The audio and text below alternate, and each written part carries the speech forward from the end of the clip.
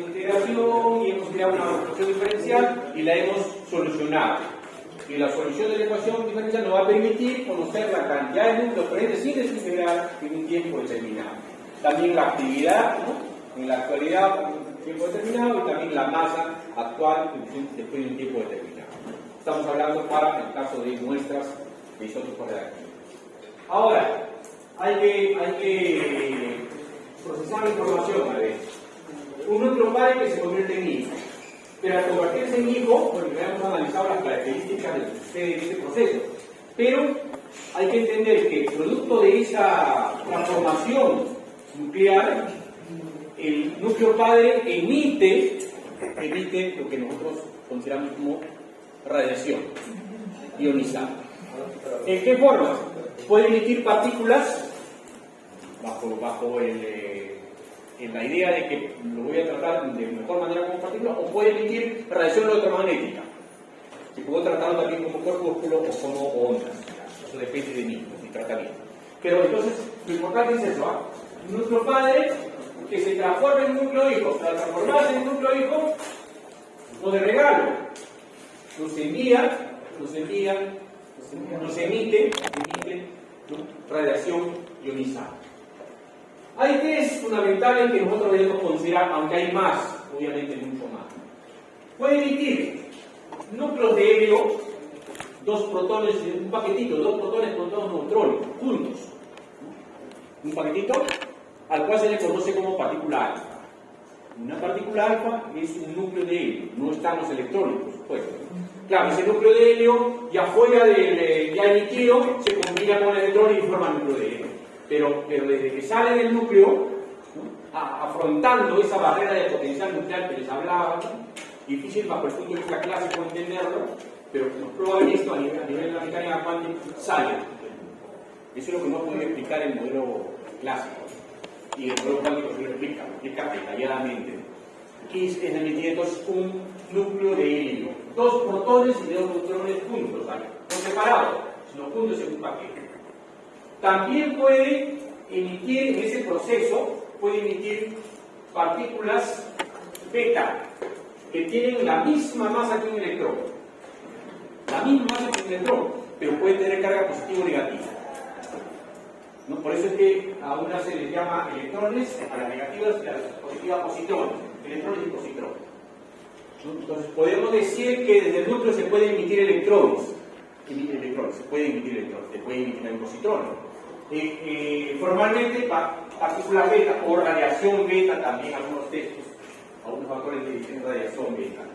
Puede emitir también protones, puede emitir también neutrones, producto de una fisión, puede ser también. Lo importante es que en el proceso núcleo padre, el núcleo hijo se emite todo eso.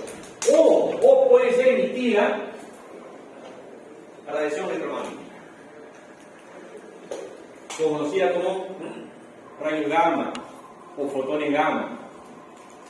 Fotones gamma, paquetitos, los famosos fotones que hemos analizado, pueden ser emitidos desde el núcleo. Puede ser una combinación también de ambas, no es exclusivo un tipo de emisión, una combinación. ¿Ya? Entonces, queda evidenciado, ¿no? Por eso tiene sentido haber hablado de la desintegración de los núcleos, de la transformación de los núcleos. Pero ahora nos toca entender que en ese proceso es emitida radiación, un tipo de radiación. Esta es la radiación que nosotros vamos a tratar de entender cómo interactúa con la materia, orgánica o inorgánica. Las partículas alfa, las partículas beta, la radiación gamma o fotones gamma, protones, neutrones.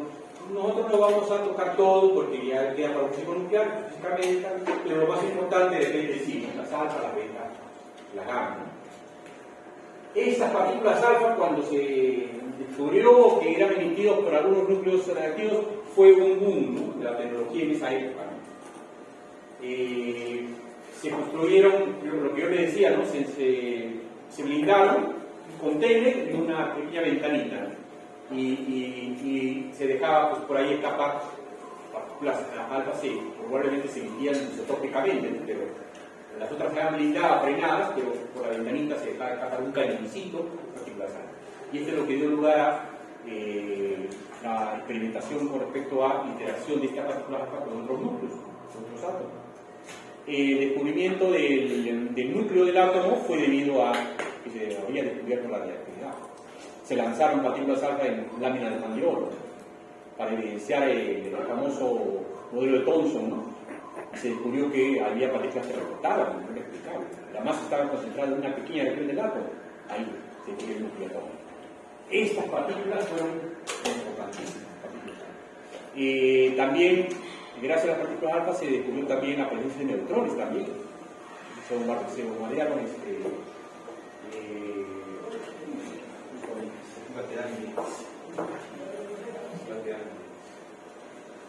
bueno, y entonces es importante la presencia de estas partículas alfa en la reacción. Aquí hay un esquema, esto lo traje de internet, no sé todo esto, lo traje de internet, me parece muy pertinente. No coloqué aquí la fuente, me falta eso, colocar ahí, pero me parece pertinente como aspecto mnemotécnico. Bien importante. Esto ocupa posiciones de número de neutrones, número de protones. Cada casillero ocupa la posición de una cantidad de neutrones y una cantidad de positrones. Asumimos esquemáticamente un núcleo de esta posición. Y cuando decimos que el núcleo padre se convierte en un núcleo hijo y expulsa 2 protones y 2 neutrones, entonces disminuye su Z en 2, ¿no es cierto? Porque elimina 2 protones. Y su A lo disminuye en 4, ¿no es cierto? Ya, entonces, conclusión de esta posición, el núcleo hijo pasaría aquí, con 2 neutrones menos y 2 protones menos. ¿No? Y eso facilita de entender para el caso de las partículas alfa, pero acá también se evidencia muy bien cuando se emite una partícula beta positiva. ¿Qué pasa con una partícula cuando se emite una partícula beta positiva? El núcleo padre disminuye en una unidad ¿qué? ¿Qué? Disminuye en una unidad ¿qué? Ahí se ve en el gráfico. ¿Qué disminuye? El Z, el Z pasa de tener un Z aquí a un Z a este nivel. Pero a la vez el núcleo hijo aumenta en número de neutrones, una unidad. ¿Se ve eso? ¿Se puede visualizar eso? ¿No? Disminuye en Z y aumenta en N, una unidad. Eso quiere decir, y muchos lo interpretan así, el modelo nuclear tiene diversas, igual que los modelos atómicos, hay un modelo de la gota líquida, modelo de capas, hay muchos modelos en núcleo, pero muchos de ellos aciertan en el sentido que dicen que en la transformación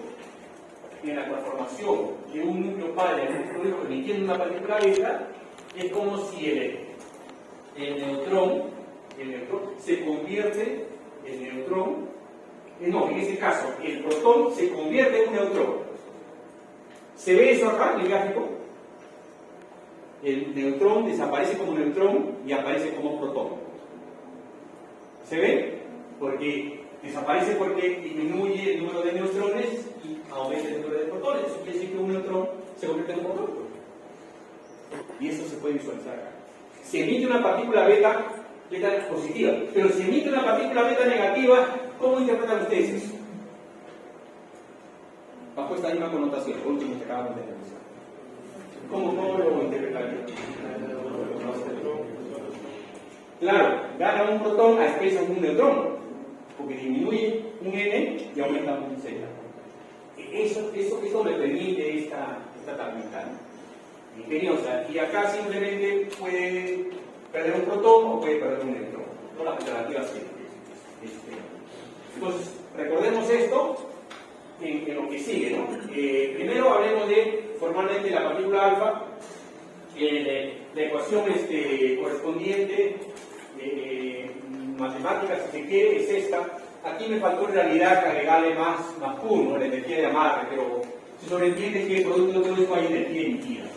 Pero la intención es que un núcleo padre se convierte en un núcleo hijo, ¿no?, emitiendo una particular. Aquí debe haber conservación de masa, ¿no? Como que aquí A menos 4 más 4 sigue siendo A, Z-2 más 2 sigue siendo Z, no se ha perdido más. Ejemplo, el uranio 238 que se convierte en torio 234. Y una particular, 4 más 4, 238, 90 más 290, que se conserva la masa. Entonces el núcleo padre se convierte en núcleo hijo, dividiendo particular, dos protones y dos neutrones empaquetados. Como se ha separado, entonces, producto de esto, obviamente aquí no está, pero se debe entender que hay una energía emitida probablemente en la misma particular, por eso es que la particular tiene energía cinética, ¿no? Para poder inclusive interactuar con los núcleos de los átomos, los materiales. Esa es la desintegración alfa. Este es otro ejemplo, un ejemplo esquemático. Hay quienes interpretan de esta manera, en un esquema de rayas. Aquí estaría otro ejemplo, el americio 241. El americio 241 decae en neodimio 237, pero decae en neodimio en estado excitado, no directamente, emitiendo partículas alfa. El hecho de que estas partículas alfa que se encuentran, bueno, han sido emitidas, el núcleo hijo queda en un estado un poco inestable y luego emite fotón de gamma de este valor, 59 ¿qué? 0,059 metros. Y ahora sí pasa a un estado estable. Entonces, eso representa este ejemplo. En un 13%, en un 84% de probabilidad sucede esto, lo restante ya no es muy útil. Lo más importante es 84% de probabilidad. Las energías correspondientes a las partículas alfa que pueden ir. Entonces hay que acostumbrar también a estos esquemas, ¿no? que encontramos en la literatura. Y en el caso de las partículas beta, el núcleo padre se convierte en un núcleo hijo, emitiendo, por ejemplo, puede ser un electrón, una carga negativa, una masa la misma masa que el electrón con carga negativa, un electrón en el núcleo. Pero en los esquemas muy antiguos solamente daban lugar al electrón, y luego se ha teorizado para que los físicos conserven sus otras leyes como energía y cantidad de movimiento.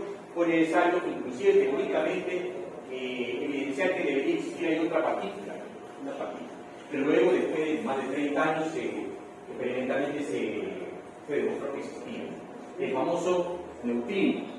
En el caso de la partícula beta negativa, función de partícula beta negativa, aparece el antineutrino. En el caso de la partícula beta positiva aparece el neutrino. Es una partícula muy pequeña, de masa prácticamente despreciable, con una alta energía y sin carga.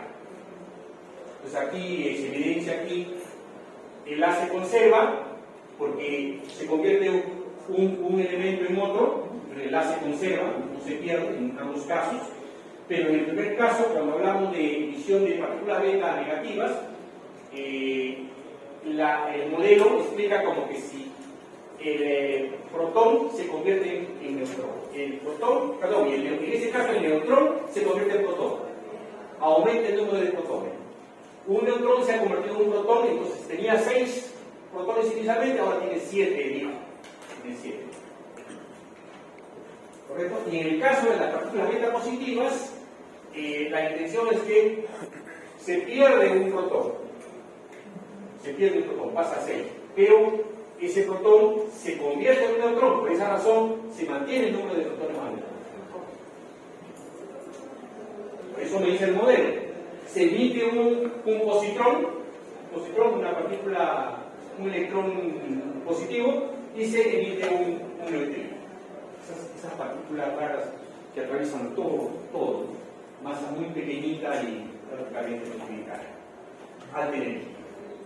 Ese es el decaimiento de un decaimiento beta, negativo y positivo.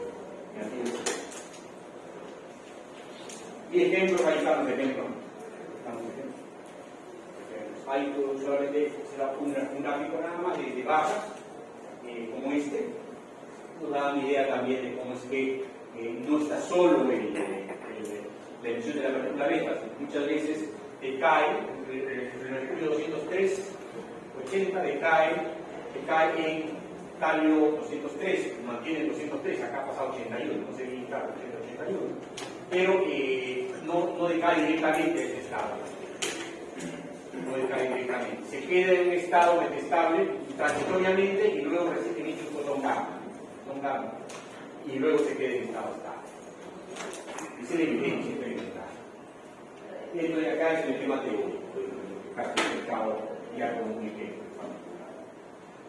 Y solamente he tomado la explicación mecánica para poder interpretarlo. Esto lo manejan, ya lo manejan de forma muy familiar. Algo más que sucede en el núcleo, sucede que lo he considerado acá en la captura electrónica, que el núcleo puede capturar un electrón de las capas más cercanas, muy probable, y entonces se convierte, aquí se nota cómo es que el electrón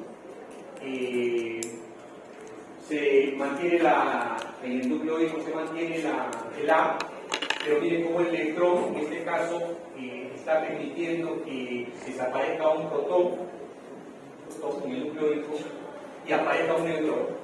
Es como si el electrón que ha sido capturado por el núcleo convierte al protón en neutrón. Protón carga positiva y el protón carga negativa, como si se neutralizara por una partícula hacia el neutrón. En la evidencia macro es que hay un neutrón. Y ese es el esquema, ¿no? Eso sucede, por ejemplo, con el sodio. Miren como acá tenía 11 protones y ahora aquí en el núcleo hídrico tiene solamente 3. Pero conserva su suma de protones no ha desaparecido. Ahí también se evidencia la presencia de un neutrino. ¿Sí? Hasta ahí creo que podemos considerar los casos. Y ahora, lo último que queda es la excitación gamma. Ahí en este caso se conserva el Z, se conserva el A, no cambia tanto el núcleo padre como el núcleo hijo, las mismas características, pero al parecer este núcleo, por alguna circunstancia, está en un estado energético diferente, equivalente a cuando un átomo está en estado excitado, ¿no? Un átomo nunca puede tener su electrón en un estado excitado, ¿no? Está en un momento determinado, producto de repente de choques o de cualquier energía exterior, pero inmediatamente que pasa al estado excitado regresa a su estado base, ¿no? Natural, inmediatamente, emitiendo probablemente de energía extra, ¿no? Entonces está en estado excitado. El núcleo al parecer también tiene un comportamiento similar. En algunos momentos está en estados excitados y luego pasa a un estado estable emitiendo exceso de energía y lo emite en forma de radiación electromagnética, ¿no? Fotones gamma. A eso le conoce como excitación radiactiva gamma. Y ya está. Emisión de partículas alfa, emisión de partículas beta positiva o negativa, emisión de radiación gamma, de fotones gamma. Son los tres principales.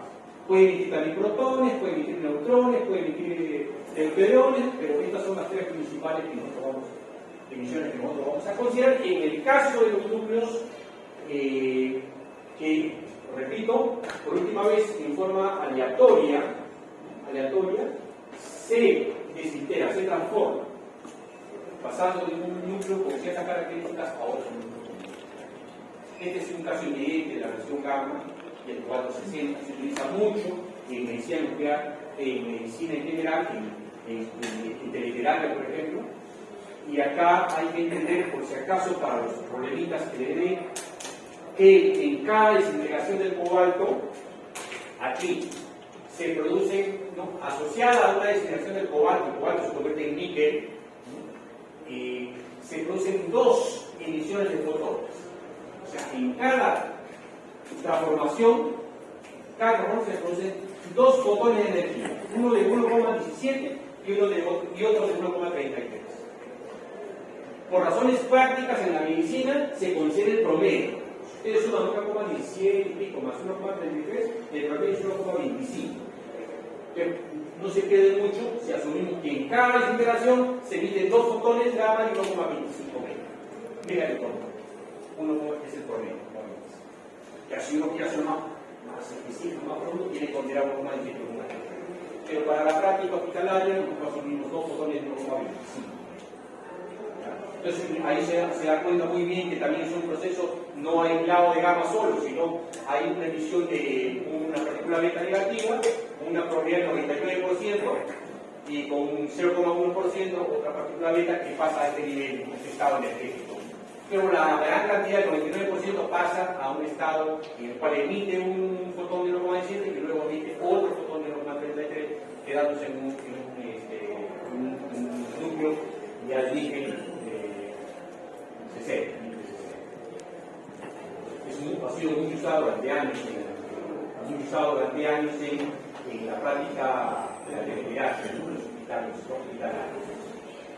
Y eso ha sido muy útil durante mucho tiempo.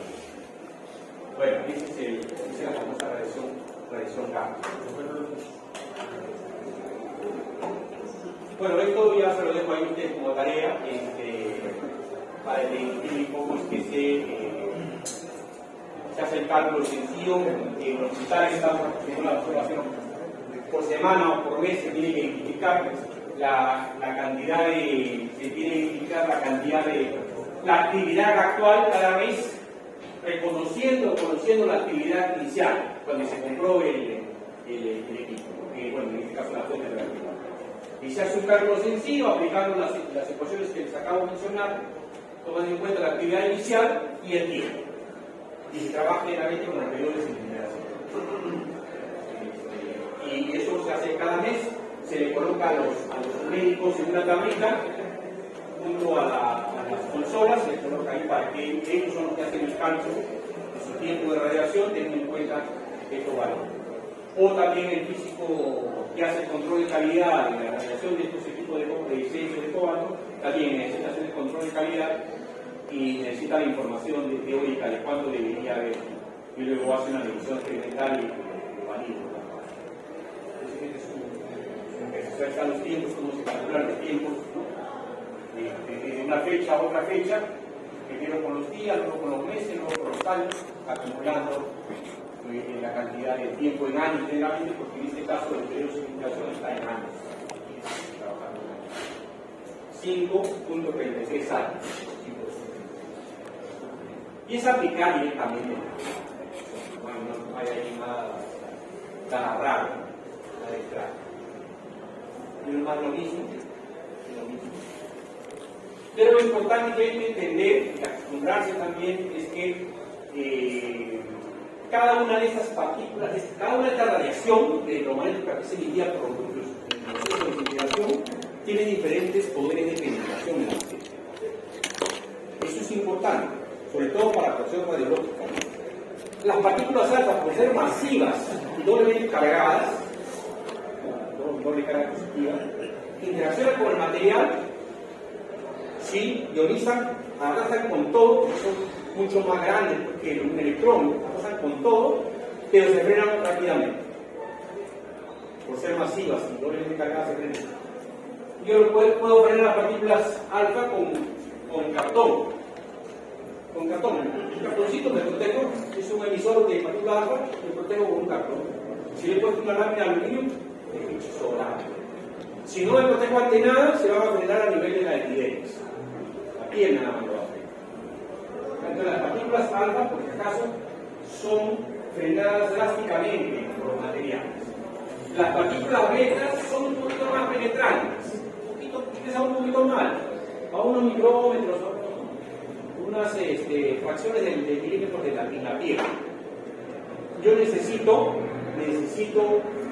láminas de aluminio para frenarlas. Yo pongo una lámina de aluminio y yo me protejo frente a las partículas. Con fines de protección. La radiación gamma no atraviesa papel, aluminio, listo, grandes cantidades de plomo para poder atenuar, y aún así yo estoy seguro que lo que puede pasar al 0.001%, pero pasa. Entonces, dependiendo también de las energías como de trabajo, se construyen bloques de concreto y de materiales especiales mezclados con ciertos elementos, ¿no? Atenuadores. Entonces, en la práctica necesitamos bloques para atenuar radiación gamma, los fotones gamma. Ya. Esto es importante para el suelo de hoy. Ahí seguramente van a profundizar todo esto. Pero era que es necesario que tengan en cuenta preguntas teóricas en los exámenes, digamos, 20 preguntas teóricas, conceptuales, y después hacemos algunos problemitas para desarrollar. Las preguntas teóricas son como alternativa, y ahí vienen este tipo de problemas. ¿Quiénes son más energéticas? ¿Quiénes son más ionizantes? ¿Quiénes son más masivas? ¿Quiénes son más... Ahí están unidas. Ya tienen que entender bien eso. Entonces, de la radiación, y hay que entender finalmente que en muchos casos nosotros de manera artificial podemos crear isótopos reactivos.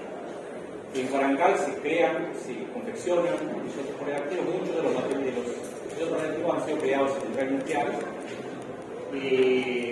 Se bombardean núcleos con partículas. Pueden ser partículas, pueden ser protones, deuterium. En este caso, el ejemplo lo da partículas alfa. Esas partículas alfa, el núcleo de helio, se bombardean al nitrógeno. ¿Perdón? Sí, bueno. Sí. Se quedan acá. Gracias. Muchas gracias. Ya, entonces se forma el oxígeno y un protón. Es así como se puede verificar la presencia de los protones en cierta materia. Para terminar esto, por favor,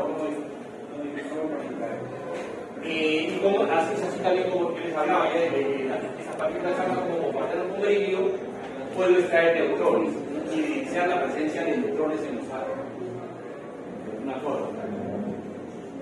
En todos estos casos hay necesidad de entender que se conserva la carga, el número de masa, la masa en total y obviamente el energía.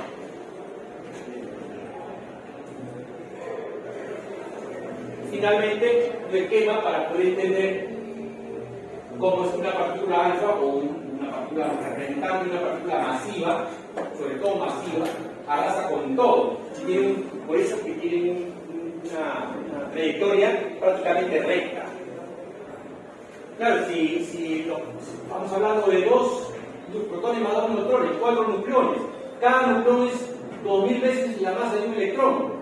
Y estamos hablando de átomos que tienen electrones, tienen alcances prácticamente así, trayectoria recta. En cambio, cuando hablamos de partículas beta, positrones o electrones, son proyectiles pequeños, colisionan con otro electrón, chocan como una bola de billar y su camino es zigzagueante. Interactúan con el núcleo, tienen otra vez cambio de dirección, su alcance es mediano, tiene una trayectoria quebrada. Los rayos gamma tienen también alcance prácticamente recto, tienen una trayectoria prácticamente rectilínea, pero no tienen carga, la ventaja es que tienen carga y atraviesan el material. Nosotros hemos hecho atenuación de fotones. Esto cumple una cierta ley. Se puede hacer la misma interpretación con el mismo modelo para electrones, a pesar que tienen esas trayectorias zigzagueantes, pero el promedio se puede hacer. Se nota que también cumple aproximadamente esa ley de atenuación, pero para el caso de la alfa no, ya no se puede, el modelo no lo alcanza. Entonces, esta es la atenuación, una idea cualitativa de la atenuación de las partículas que nosotros hemos hablado. También es lo mismo, otra idea conceptual, como si las partículas se frenan prácticamente y drásticamente. Las partículas beta tienen un alcance un poquito menos pronunciado y la partícula gamma se va con todo. Bueno, esto es lo que había considerado para la clase de hoy, las 2 horas. Entonces,